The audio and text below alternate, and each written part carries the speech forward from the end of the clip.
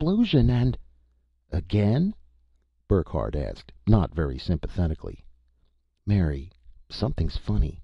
I knew there was something wrong all day yesterday, and—" He went on to tell her about the copper box that was the cellar, and the odd mock up someone had made of his boat.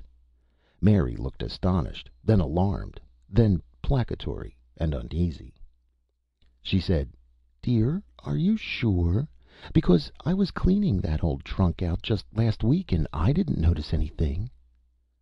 "Positive," said Guy Burckhardt. "I dragged it over to the wall to step on it to put a new fuse in after we blew the lights out, and—" "After we what?" Mary was looking more than merely alarmed.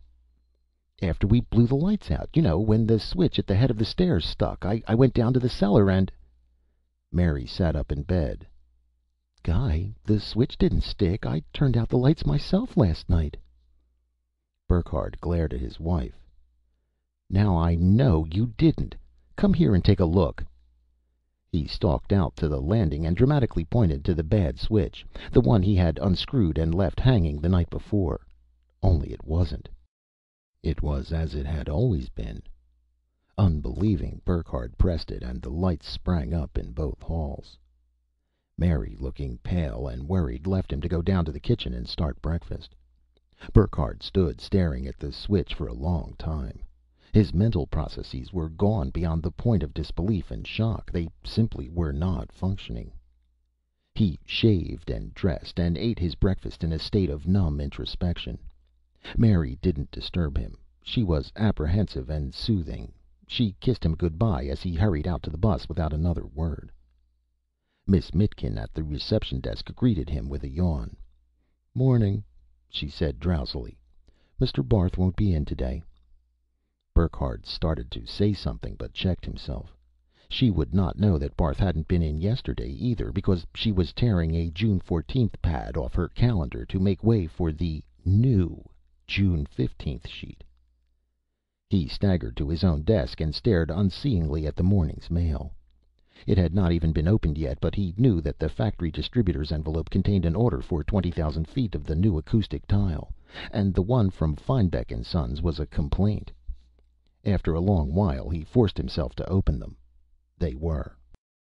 By lunchtime, driven by a desperate sense of urgency, Burckhardt made Miss Mitkin take her lunch hour first. The June 15th that was yesterday, he had gone first. She went, looking vaguely worried about his strained insistence, but it made no difference to Burckhardt's mood. The phone rang, and Burckhardt picked it up abstractedly. "Contro Chemicals, downtown. Burckhardt speaking." The voice said, "This is Swanson," and stopped. Burckhardt waited expectantly, but that was all. He said, "Hello?" Again the pause. Then Swanson asked in sad resignation, "Still nothing, eh?"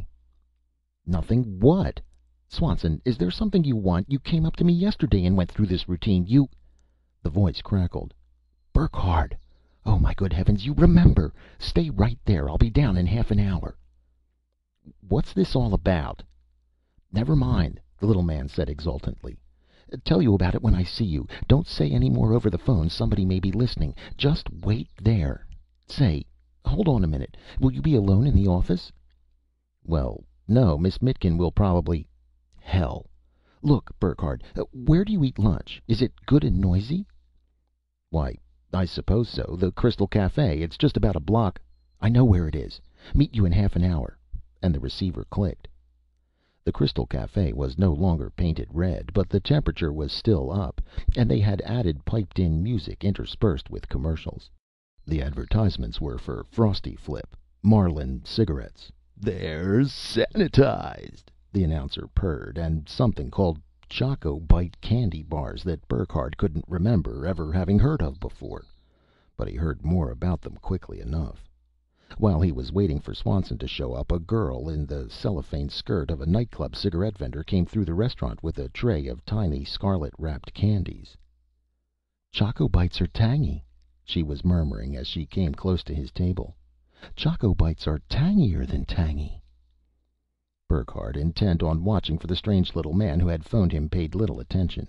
But as she scattered a handful of the confections over the table next to his, smiling at the occupants, he caught a glimpse of her and turned to stare.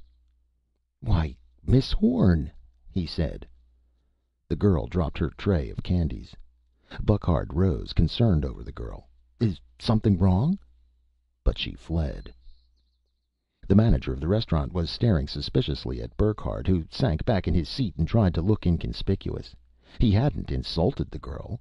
Maybe she was just a very strictly reared young lady, he thought, in spite of the long bare legs under the cellophane skirt, and when he addressed her she thought he was a masher. Ridiculous idea. Burckhardt scowled uneasily and picked up his menu. "Burckhardt!" It was a shrill whisper. Burckhardt looked up over the top of his menu, startled. In the seat across from him, the little man named Swanson was sitting tensely poised. "Burckhardt," the little man whispered again. "Let's get out of here. They're on to you now. If you want to stay alive, come on." There was no arguing with the man. Burckhardt gave the hovering manager a sick, apologetic smile and followed Swanson out. The little man seemed to know where he was going. In the street, he clutched Burckhardt by the elbow and hurried him off down the block. "Did you see her?" he demanded. "That Horn woman in the phone booth. She'll have them here in 5 minutes, believe me, so hurry it up." Although the street was full of people and cars, nobody was paying any attention to Burckhardt and Swanson. The air had a nip in it, more like October than June, Burckhardt thought, in spite of the Weather Bureau. And he felt like a fool following this mad little man down the street, running away from some them toward what? The little man might be crazy, but he was afraid, and the fear was infectious. "In here," panted the little man. It was another restaurant, more of a bar, really, and a sort of second-rate place that Burckhardt had never patronized. "Right straight through," Swanson whispered, and Burckhardt, like a biddable boy, sidestepped through the mass of tables to the far end of the restaurant. It was L-shaped, with a front on 2 streets at right angles to each other. They came out on the side street, Swanson staring coldly back at the question-looking cashier, and crossed to the opposite sidewalk. They were under the marquee of a movie theater. Swanson's expression began to relax. "Lost them," he crowed softly. "We're almost there." He stepped up to the window and bought 2 tickets. Burckhardt trailed him into the theater. It was a weekday matinee, and the place was almost empty. From the screen came sounds of gunfire and horses' hooves. A solitary usher, leaning against a bright brass rail, looked briefly at them and went back to staring boredly at the picture as Swanson led Burckhardt down a flight of carpeted marble steps. They were in the lounge, and it was empty. There was a door for men and one for ladies, and there was a third door, marked "Manager" in gold letters. Swanson listened at the door and gently opened it and peered inside. "Okay," he said, gesturing. Burckhardt followed him through an empty office to another door. A closet, probably, because it was unmarked. But it was no closet. Swanson opened it warily, looked inside, then motioned Burckhardt to follow. It was a tunnel, metal-walled, brightly lit, empty. It stretched vacantly away in both directions from them. Burckhardt looked, wondering around. One thing he knew, and knew full well. No such tunnel belonged under Tylerton. There was a room off the tunnel, with chairs and a desk and what looked like television screens. Swanson slumped in a chair, panting. "We're all right for a while here," he wheezed. "They don't come here much any more. If they do, we'll hear them and we can hide." "Who?" demanded Burckhardt.